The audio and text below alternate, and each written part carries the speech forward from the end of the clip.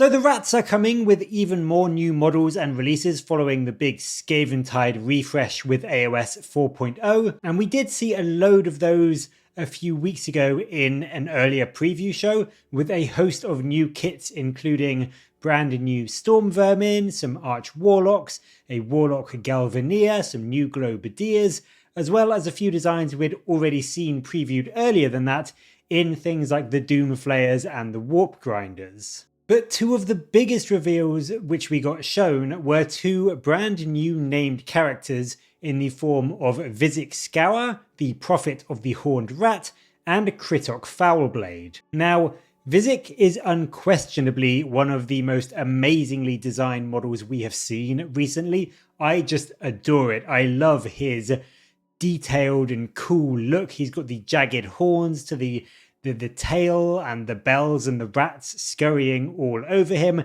Even his staff looks genuinely like a piece of gnarled, warped wood. It is just incredible as a model and as a design. And based on the picture we got shown today, he actually looks really, really big as well. I thought when I first saw him he was going to be a maybe slightly bigger generic foot hero, but nothing super massive, like maybe the size of the new Slaves to Darkness Demon Prince without wings. But he looks way bigger than that. He looks, based on the image which you can see on your screen now, like he is going to be about the size of Usharan, if not a little bigger, just in terms of pure height. So he really is going to be this big, hefty, impressive centerpiece kit for Skaven players to enjoy. And in the article today, we got a look at the rules for both Vizzik and Krittok, released a snippet of their rules. And whilst we don't know their points cost, so we can't really assess just how good they will actually be in the new army book when it comes out, we can get an idea of what they will actually be doing on the battlefield.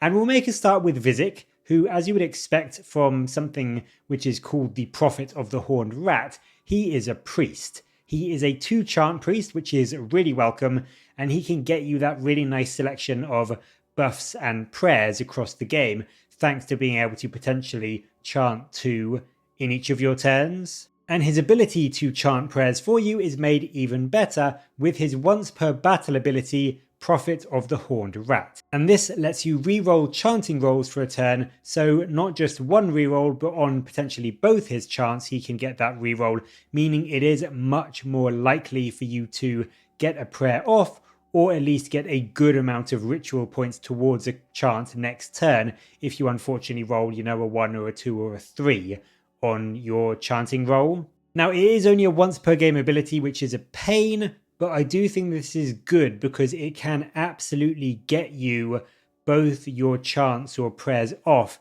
on a turn when you need both of them to go off. You can make that double chant or double prayer much more likely to happen. So it is a very good ability, especially for a 2 chant priest, which Vizzik is. And then with the Skaven as well, having a already fairly decent prayer lore anyway, they've got 3 very cheap 4 chant prayers in the form of Filth Crust, Bile Torrent, and Rapid Tough. So you can possibly get a couple of these off turn 1 if you really wanted to use his reroll in the first turn of the game for some bonuses to wound for a unit, or -1 for your unit to be wounded by the enemy if you're expecting a turn 1 charge into you. You could also quite reliably get the buffed 8+ version of the Prayer Bile Torrent in Battle Round 2 with this, meaning you could be also throwing up to 10 mortal damage into a 20 strong enemy unit really, really early in the game, which is just great. Vizzik also has his own unique prayer. It's chanted on an 8+, so it is quite difficult to get. It's impossible to get in turn 1, and it can also be boosted, but again, it's a super high value, this one being 12 for the boosted version. So as I said, it really isn't an easy prayer to chant. But what Death Frenzy does is it lets you pick a unit, either an enemy or a friendly Skaven infantry unit within 13 inches, and then you can either buff your friendly unit or debuff the enemy. If you buff your friendly unit, then they get to fight twice, albeit with Strike Last on their second activation, or if you choose to do a debuff on an enemy unit, they suffer -1 to the attacks characteristic of their melee weapons until your next turn. So you can absolutely massively debuff an enemy unit and make them much, much less likely to do any damage to you, or you can just give one of your units a huge damage output bonus to go into a big scary squad of enemies. What the boosted version does, which as I said is chanted on a 12+, is it lets you pick 2 targets instead of just 1.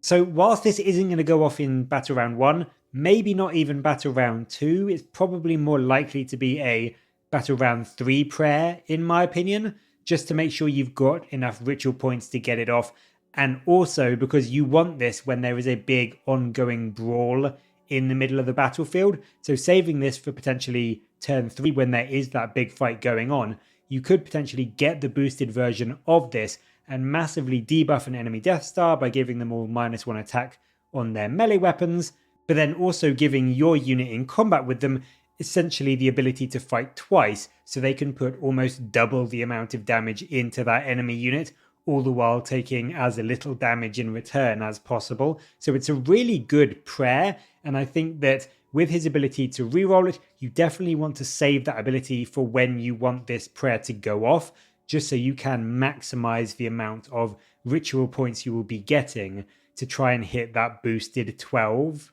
Krittok, by comparison, is a bit more tactical and buff focused. He especially focuses on buffing the lovely brand new Storm Vermin, and this is done through his Foster Competition rule. This is a passive ability, and it means that Storm Vermin units wholly within 13 inches of Krittok get +1 to their wound rolls.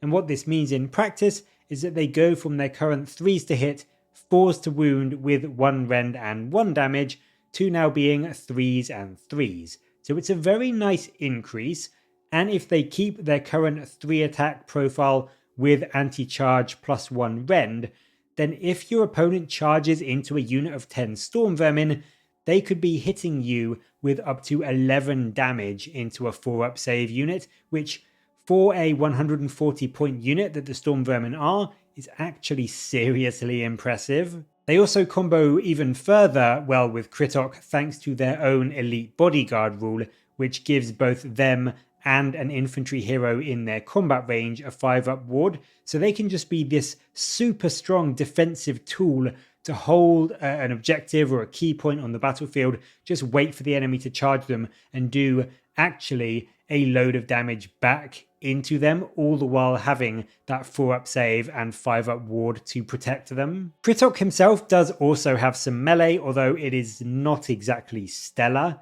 In his sword Doomfang resides the soul of a Vermin Lord, and Krittok can essentially bargain with it in the fight phase to give himself strike first, but if he does that, then he can't use any commands for the rest of the phase. So this could be really good if you absolutely need Krittok to fight to maybe kill off an injured enemy hero that is about to fight into him. But to be honest, his melee is pretty trash, so I'm not sure how useful it will actually end up being in practice. Doomfang is 2 attacks that hit and wound on 3s with 2 rend and d3 damage, and also the crit mortal rule.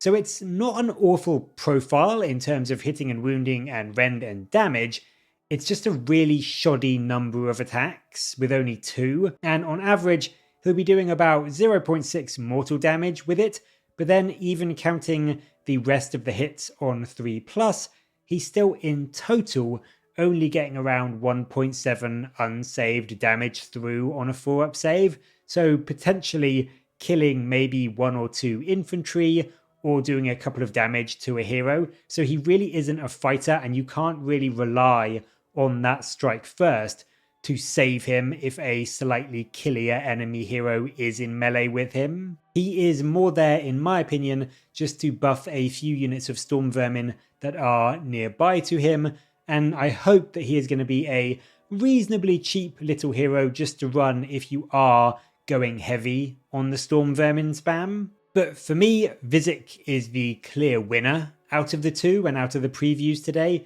He's obviously going to have a solid profile just due to his sheer size. You know, if we look at the Skaven Vermin Lords with 13 health, a 4-up save and a 5-up ward, I would say that's going to be likely the absolute minimum for what he's going to get.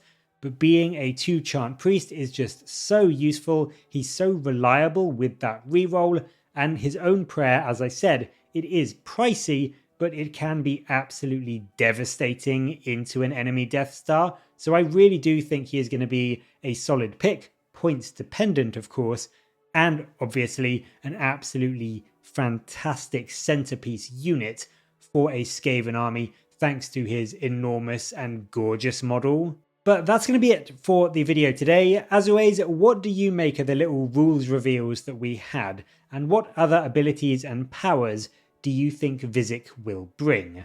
And also, how much do you think he's going to cost points-wise? Let me know your thoughts down in the comments below, and as always, thank you very much for watching.